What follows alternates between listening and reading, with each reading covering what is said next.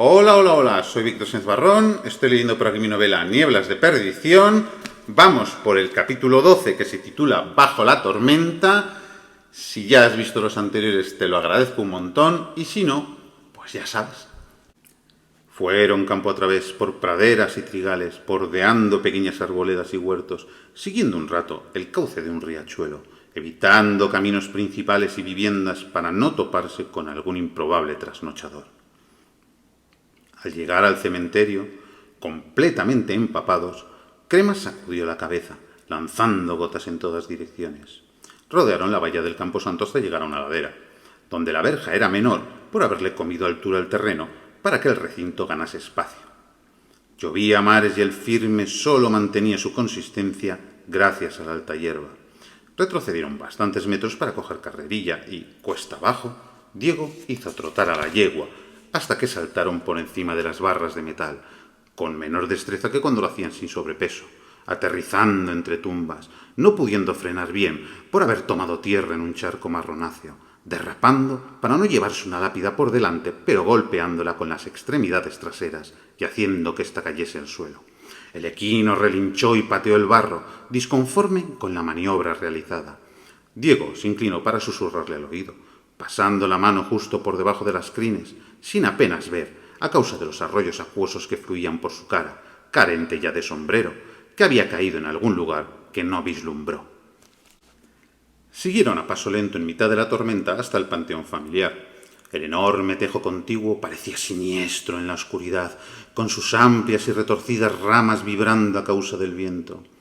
Diego descendió y soltó el paquete con poca destreza, escurriéndosele este y finalizando su trayecto con un chapoteo sucio. El incursor arrastró el bulto hasta la fachada y abrió el acceso, para el que también servía la llave maestra. En ese instante, a punto de introducir al abuelo en la zona seca, se escuchó una voz grave a varios metros. «El cementerio está cerrado por la noche. ¿Qué hace usted aquí?» Diego alzó la vista. Una silueta encapuchada lo observaba desde el sendero que acababa de transitar, con una lámpara de aceite y una larga vara, rodeado de un resplandor verdoso. En cuanto lo vio, supo que se trataba del vigilante. ¿Qué narices hacía en medio de la tormenta a horas tan intempestivas? Ni se le había ocurrido que pudiera estar en otro sitio que en la reducida construcción existente junto a la entrada, en caso de pasar la noche en el recinto. El corazón del que supuestamente no debía estar allí se desbocó, con una grave taquicardia que amenazaba con ir a más. No sabía qué decir. Justificar su presencia allí le resultaba muy complicado. Las palabras no salían y era consciente de que su actividad resultaba sospechosa, siendo evidente que el cadáver envuelto no parecía muchas otras cosas aparte de lo que era. «¿No me ha oído? ¿Qué es lo que está sacando de ahí?» Al menos pensaba que era un profanador y no un asesino escondiendo a su víctima. Sin embargo, eso tampoco le ponía en buena situación. Una negrura vaporosa difuminó los límites visuales más de lo que la lluvia torrencial ya hacía, avanzando a gran velocidad, lanzando volutas brumosas de movimiento antinatural. Diego cerró los ojos y respiró tan profundo como pudo, notando el supuesto talismán sobre su pecho, intentando ignorar el encuentro, buscando una reducción de su nerviosismo, pretendiendo apaciguarse en vano. La yegua relinchó y se encabritó, saliendo al trote, esquivando lápidas y adquiriendo gran velocidad enseguida. Quizá fuera mejor así. Cremas sabría volver a casa y esperarlo, resguardada bajo la copa de algún árbol cercano a la cuadra. «Está a tiempo de rendirse y conformarse con una velada en el calabozo. Si se resiste, será peor». Eso no era cierto. En cuanto se descubriese cuál era la carga, en el mismo instante que aquel hombre viese un cadáver fresco y con signos de cruda violencia, el único destino posible pasaría a ser el más funesto de todos. Su abuelo había dicho que estaban en paz y, a pesar de que el término maldición había sido mencionado, la referencia que se trataba de un don era innegable, a uno por el que candidatos selectos de otro sitio muy lejano habían entrenado durante generaciones. Aquello atormentaría a cualquiera, pero él era distinto, sabía asumir los hechos, no había ido corriendo a confesar sus juegos nocturnos con Olga, como probablemente hubiese hecho la mayoría de la gente. Hacía bastante rato que no se sentía demasiado culpable por lo de su abuelo. más preocupado por las consecuencias, incluso lamentando profundamente lo acontecido, ya que en el fondo no era su intención y casi ni su responsabilidad.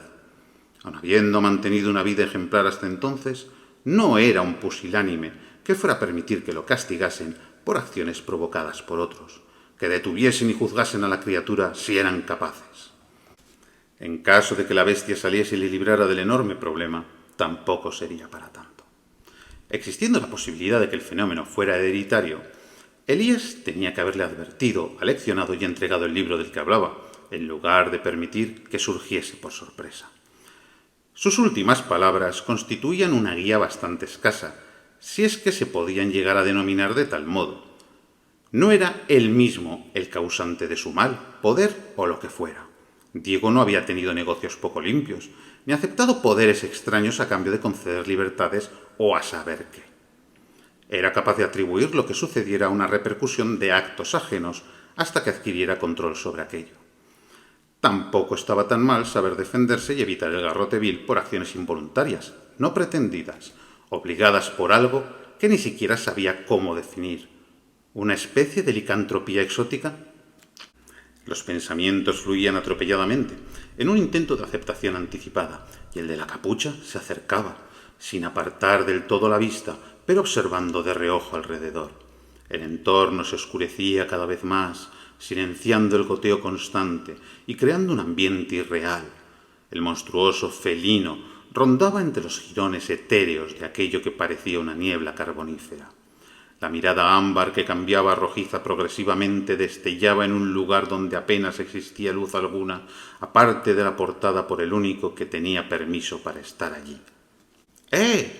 ¿Usted no es uno de esos que viven en la casona grande que hay a las afueras?, cuestionó, al ver de cerca la cara del empapado Campoamor. La cabeza, que recordaba un jaguar, sin serlo exactamente, sobresalía por encima de la clavícula derecha del vigilante, mostrando 2 hileras de colmillos muy afilados, contemplando al interrogado con fijación, elevándose progresivamente, ganando altura a cada segundo. A Diego le hervía la sangre, le burbujeaba la piel de los brazos y, mucho peor, le costaba atenuar unos latidos que retumbaban como timbales. El panteón familiar se ha inundado, explicó con una voz ronca. ¿Ya ha venido a estas horas? ¿Qué lleva ahí? El más resguardado intentaba contenerse, pero no quería hablar. Una fuerza brutal ascendía por su garganta, un calor tremendo recorría su torso. Algo le impulsaba a callar para siempre a quien tenía enfrente. Retrocedió un par de pasos, acabando de cubrirse bajo el techo de la sólida edificación. La lluvia me pilló visitando a mi difunta hermana. Me quedé dormido y... El gigantesco felino dio unos pasos atrás, emitiendo un rugido que también percibió el guardián. Al volverse para descubrir el origen de semejante sonido, el ente semitransparente saltó por encima del vigilante, sin que él lo percibiera. El de la lámpara rotó el cuello, moviéndose a la vez en las direcciones plausibles. ¿Qué ha sido eso? Diego no podía contestar, solo temblar y contener la furia que lo inundaba. El ser intangible le rugió en la cara, ocupando de un modo imposible el reducido espacio entre ambos hombres. El joven Campoamor empleó toda su voluntad para resistirse. Sabía que librar parlamentando sería arduo, pero comprendió que tampoco le apetecía destripar a aquel empleado público. El duelo de miradas cesó al desaparecer uno de los contendientes, como absorbido hacia abajo, siendo sustituido por el encapuchado, que tenía los párpados tan abiertos como la anatomía permitía, no dando crédito a lo que veía. La faz de Diego había mutado en facciones imposibles, quedando a mitad de transformación entre lo humano y aquello en lo que intentaba evitar convertirse, pero él seguía aguantando sin ser consciente de su estado. El encapuchado no pudo más y, sin dejar caer la lámpara, emprendió a varazos contra el incursor nocturno, asumiendo que aquella cara no era humana, que se había confundido al identificarlo, que se trataba de algo fuera de lo normal, con intenciones nada claras. Al tercer golpe, más certero y en la sien, Diego reaccionó, sacudiendo la cabeza y abriendo la boca para dialogar. No pudo. La colorida tela que envolvía a su abuelo estaba moviéndose, no agitada por el viento más que todo lo demás, siendo desplazada por unos dedos crecientes de uñas afiladas. El felino no se había esfumado, solo cambiado de objetivo. Diego notó que el calor desaparecía. Las venas no le ardían y sus extremidades ya no bullían. ¿El acto de resistencia había tenido éxito? La monstruosa cabeza de Elías emergió entre los pliegues textiles, con rasgos felinos y otros nada esperanzadores. Los ojos opacos del anciano, la piel pálida, su expresión colgante, todo indicaba que el fenómeno no lo había devuelto a la vida, solo tomado su cadáver para hacer lo que Diego rehusaba. Los dos hombres se quedaron petrificados unos segundos, viendo cómo el cadáver crecía exponencialmente, desarrollándose de un modo deforme y asimétrico, con pelo en unas partes y otras no, abriendo una boca en la que los colmillos desiguales se expandían en orientaciones dispares. El guardián del cementerio, boquiabierto, empezó a balear a la criatura. Diego, dentro de la normalidad anatómica, pronunció el nombre de su abuelo. El ser alargó sus extremidades superiores y agarró con fuerza a ambos por el cuello. Con los pies a 20 o 30 centímetros del suelo, los individuos pataleaban y abrían la boca tanto como podían, intentando acceder a un aire que les era negado. Diego daba puñetazos a los dedos que le rodeaban desde garganta hasta nuca, sin cesar, lanzando sus pies hacia el marco de la puerta, buscando sujeción. Las yemas del vigilante apretaban cuanto podían, procurando dañar el brazo que lo asía, sin hallar dónde apoyar las suelas de sus botas. El rostro muerto de Elías, con su tétrica mirada remarcada por diminutos puntos carmesíes centrales, se centró en Diego, cerrando a la vez su otra garra con tal contundencia que los huesos crujieron. La sangre salió y la lengua emergió inerte de una mandíbula colgante que chorreaba sangre bajo la lluvia. Una cosa era aceptar que su abuelo había muerto, o asumir que los restos mortales seguían actuando, y otra muy distinta, ver cómo aquel enorme híbrido entre garra y zarpa crujía vértebras y aplastaba una garganta hasta el punto de que el interior saliese fuera por la boca.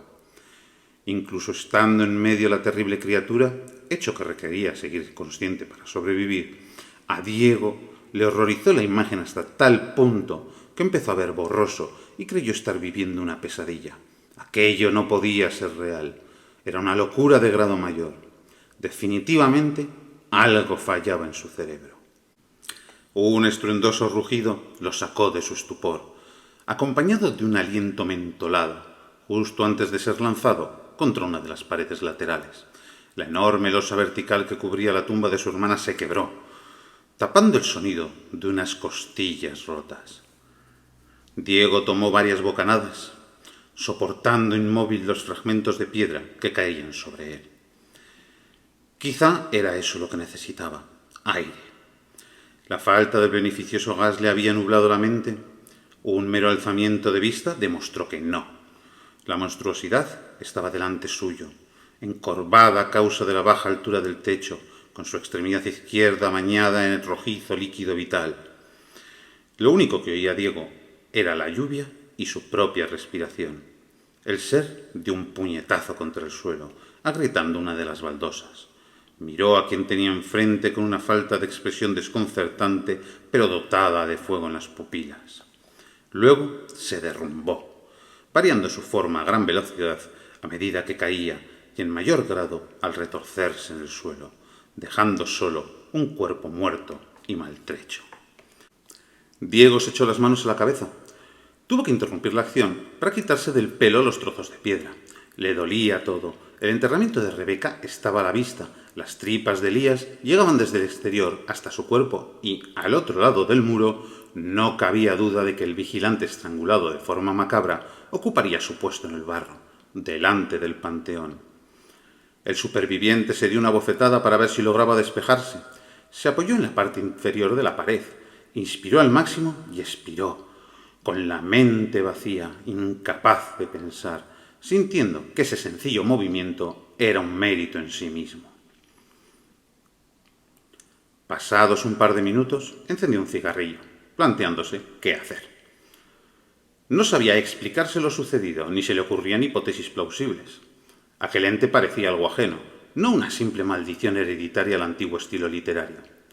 Por otro lado, era evidente que estaba unido a él, tenía un gran poder y le había demostrado su descontento por la contención exhibida.